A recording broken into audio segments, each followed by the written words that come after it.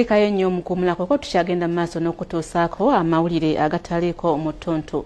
Ekitundu kyaffe ekyokubiri tukiguddewo ne taata alajaana olwa muwala we ow'emyaka 2 okuvundira ku kitanda e Mulago oluvannyuma lw'okufuna obulwadde bw'ensigo.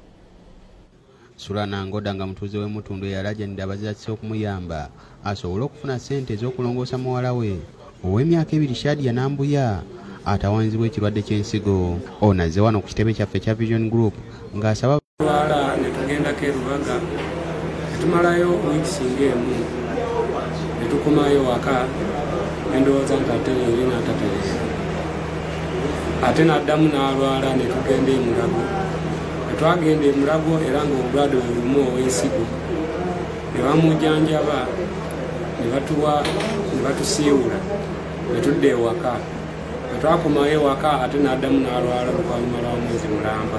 Taata wakati mu nnaku ategeeza ng'omwana w'ono yazaalibwa n'obulwadde buno era ng'azze amutwala mu malwaliro ag'enjawulo. Agamba abasawo baamusindika mu ddwaliro ekkulu e Mulago ng'eno wali obujjanjabi obusingako basobole omukolako. Ne tuddayo e Mulago ogw'okubiri.